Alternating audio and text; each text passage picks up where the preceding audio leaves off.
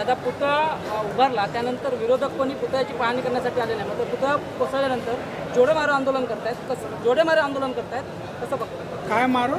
जोडेमारो सरकारला जोडेमारो आंदोलन करतात. त्यांना दुसरं काय येतं? पुतळा उभारला 8 महिने झाले होते. 21 जण याच्यातला जोडेमारूपैकी महाराजांना नतमस्तक व्हायला तिथे गेला नाही. ते झाल्यानंतर सगळे डोकं आपटून घेत आहेत. दादा 8 ते 10 दिवस झाले अद्यापपर्यंत आरोपी जो आहे आपटे तो सापडत नाही आहे. त्याच्यामध्ये विरोधकांनी असं म्हटलं आहे की पालकमंत्र्यांचे PA पटवर्धन आणि याच्यामध्ये दुसरा मुख्यमंत्र्यांचा मुलगा याचा तो मित्र आहे आपटे, त्यामुळे कुठेतरी दिरांगाई होते. आपण कसं एक बघा कसं बघत ना तुम्ही लोक, प्रत्येक कसं बघता एक जरा दुर्बीण आणून द्या, मी बघतो कसं. एक लक्षात ठेवा, आपटे कायमस्वरूपी वॉन्टेड राहू शकतो का? तो आर्टिस्ट आहे, त्याला अटक करावी लागेल. त्यांनी माहिती दिल्याशिवाय बांधकाम कुठला दर्जा होता, काय त्याच्यात दोष होते तेव्हाच कळणार आहे ना. तुम्ही जरा थांबा ना. मला विरोधकांना घाई लागले त्यापेक्षा पत्रकारांना लागते, त्या थांबा ना. काहीतरी अडचणी असू शकते. आता विजय वडेट्टीवार यांनी असं म्हटलं आहे की चौकशी केली जाते, मात्र चौकशीतून काहीतरी लपवलं जातं आहे पुतळ्यासंदर्भात. काय बोलणार वडेट्टीवारना?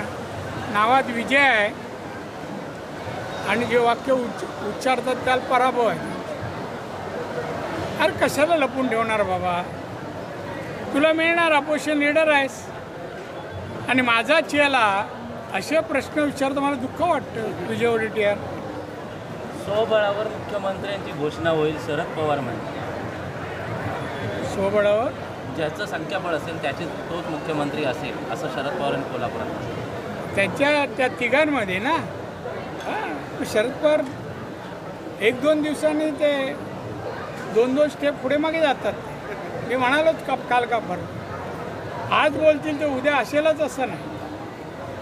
आणि त्यामुळे जेव्हा निवडणूक होईल आणि तेव्हा काय बोलतील कोणी सांगू शकत नाही. त्यांना विचार जुने जाणते सांगू शकतात. दादा सिंधुदुर्गनंतर रत्नागिरीमध्ये इकडे पुतळा वाऱ्याने पडला असेल, मात्र आपले पुत्र निलेश राणे यांनी देखील म्हटलं आहे की रत्नागिरीमध्ये देखील पुतळ्यांची विटंबना झाली आहे, मावळ्यांची पुतळ्यांची तोडफोड झाली आहे, असं देखील प्रकार घडलेला आहे. कुठले मावळे कोणी असं मला माहिती घेईन.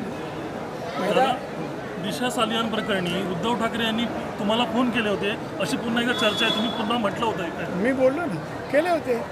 गाडीतून बसून तो मिलिंद नार्वेकरने लावून दिला त्यांना फोन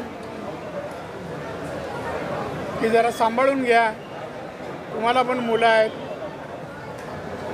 मी सांगितलं मुलांना जरा असे सोडू नका संध्याकाळी 7च्या नंतर, तेही सांगितलं होतं त्यांना. आता पुतळा कोसळल्याप्रकरणी सार्वजनिक बांधकाम विभाग कुठेतरी मी तुम्हाला एक विनंती करू, किती दिवस झाले आपले नवीन विषय घेऊ जे लोकांच्या उपयोगी आहे. पुतळा उभारला जाणार महाराजांचा, कोणी काय केलं तरी उभारला जाणार आणि दर्जात उभारला. पण बाकीची पण कामं काय बद्दल विचार ना, होऊ दे ना. सार्वजनिक बांधकाम विभागाने जी 5 रेल्वे स्थानकाचं ओपनिंग केलं आहे ते कुठेतरी चांगलं आहे असं सगळेच जण म्हणत आहेत. पण कुठेतरी त्यांना सार्वजनिक बांधकाम जी 5 रेल्वे स्थानकाची उद्घाटन केली आहेत ते कामं चांगली आहेत, सगळे ते म्हणत आहेत, चांगले दर्जेदार आहेत. पण कुठेतरी सार्वजनिक बांधकाम विभागाला बदनाम केल्याचा कट आहे काय? वाक्य ऐकलं कुठेतरी का आलं नाही? कुठेतरी बदनाम कशाला करतील? कामं चांगली आहेत, लोक कौतुक करतात, मग कुठेतरी का बोललास तू? मगाचा तुमचा मुद्दा अर्धवट राहिला आहे. रेल्वे वैभववाडी आणि कोल्हापूर काय झालं पाहिजे ते काय? नाही ते म्हणा नाही, मग काम सुरू. सर्वे झालेला पूर्ण सर्वे झालाय, आता फक्त प्रोव्हिजन करायचं.